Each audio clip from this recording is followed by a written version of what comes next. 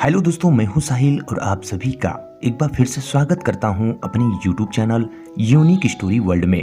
दोस्तों, आज की इस वीडियो में हम आपके लिए लेकर आए हैं एक अनोखी कहानी जिसका नाम है इंसान के असलियत की पहचान। तो चलिए दोस्तों, आपका ज्यादा समय ना लेते हुए इस कहानी को शुरू करते हैं। एक बार की बात है, पीतमपुर नामक गांव में एक आदमी रहता था। उसका नाम विजय था। विजय के घर की आर्थिक स्थिति ठीक नहीं थी, अतः एक दिन उसके पिता ने उसे धन कमाने के लिए कहा। पिता की बात सुनने के बाद विजय धन कमाने के लिए काम की तलाश में निकला। वह कई जगहों पर गया, लेकिन कोई भी उसकी योग्यता के अनुरूप काम नहीं दिया, क्योंकि जो काम वह करना जानता था उस काम की आवश्यकता लोगों को नहीं थी। अतः वह थक हार कर अपने घर वापस आ गया। घर आने के बाद उसके पिता ने पूछा, क्या हुआ बेटा, काम नहीं मिला? तब विजय ने कहा, नहीं पिताजी, काम नहीं मिला, क्योंकि जो काम मैं करना जानता हूँ उस काम की आवश्यकता लोगों को नहीं है। विजय की बातें सुनने के बाद उसके पिता ने कहा, तुम चिंता मत करो, जो काम तुम करना जानते हो वह अनमोल है। तुम एक काम करो, तुम राजा के यहाँ चले जाओ, वहां तुम्हारे काम की आवश्यकता जरूर होगी। अपने पिता की बातें सुनने के बाद विजय बोला, ठीक है पिताजी, मैं कल सुबह ही राजा के यहाँ जाऊंगा। और फिर अगले दिन विजय राजा के दरबार में नौकरी मांगने के लिए पहुंच गया। राजा ने विजय से पूछा, क्या काबिलियत है तुम्हारी? तब विजय ने सबसे पहले राजा को प्रणाम किया और बोला, महाराज, मैं आदमी हो चाहे जानवर, उसकी शक्ल देखकर उसके बारे में बता सकता हूँ।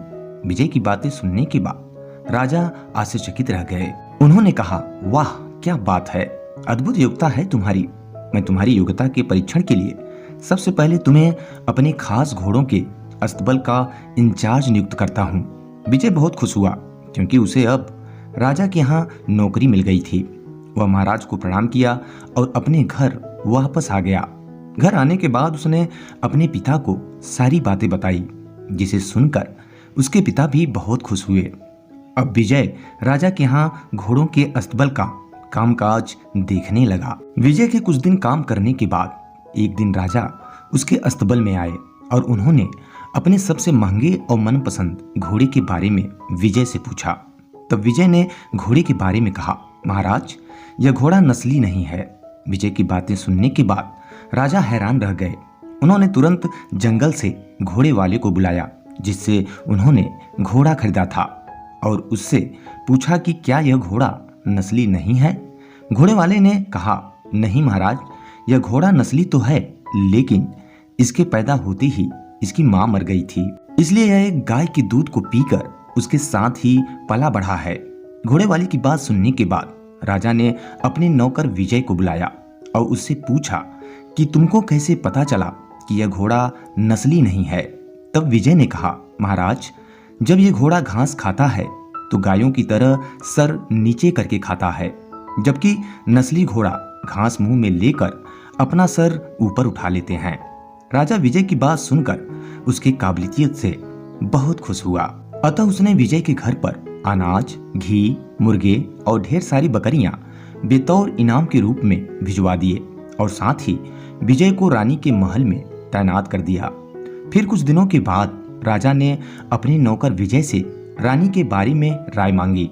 तब विजय ने कहा, महाराज, तौर तरीके तो रानी जैसे ही हैं, लेकिन पैदाइशी नहीं है।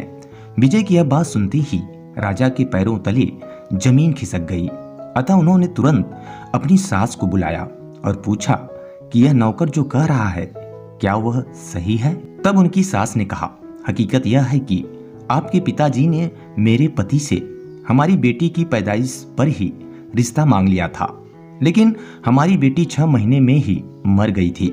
लिहाजा हमने आपके रजवाड़े से करीबी रिश्ता रखने के लिए किसी और की बच्ची को अपनी बेटी बना लिया। राजा ने फिर अपने नौकर विजय से पूछा कि यह तुमको कैसे पता चला?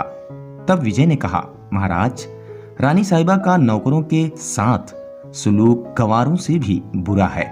एक खानदानी इंसान का दूसरों से व्यवहार करने का एक तरीका होता है जो रानी साहिबा में बिल्कुल भी नहीं है।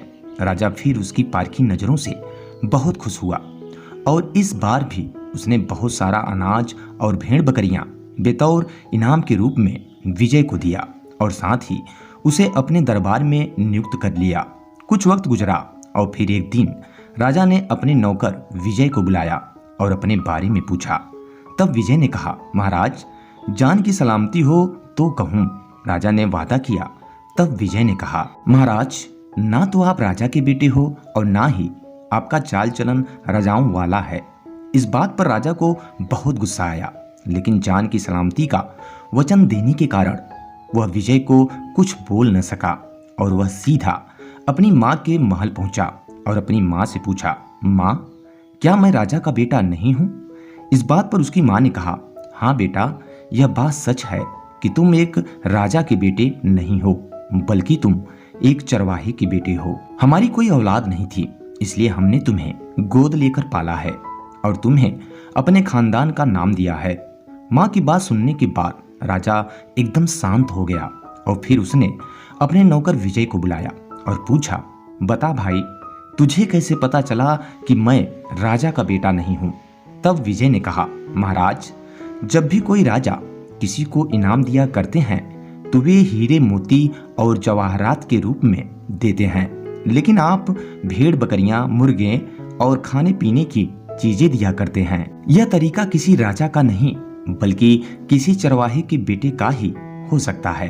किसी इंसान के पास चाहे कितना भी धन दौलत, सुख समृद्धि, रुतबा और बाहुबल क्यों ना हो, लेकिन ये सब बाहरी दिखावा है। इंसान के असलियत की पहचान उसके व्यवहार और उसकी नीयत से ही होती है। तो दोस्तों, इस वीडियो में बस इतना ही। उम्मीद करते हैं ये कहानी आपको पसंद आई होगी। अगर दोस्तों कहानी पसंद आई हो तो इसे लाइक करें और चैनल पे पहली बार विजिट कर रहे हैं तो सब्सक्राइब कर लें और बेल आइकन को जरूर प्रेस कर लें ताकि हमारे द्वारा अपलोड किए हुए लेटेस्ट वीडियो का नोटिफिकेशन आपको सबसे पहले मिल सके। तो चलिए दोस्तों, मिलते हैं नेक्स्ट वीडियो में कुछ ऐसी इंटरेस्टिंग और अनोखी कहानियों के साथ। तब तक के लिए दीजिए इजाजत। Bye bye, take care and जय हिंद।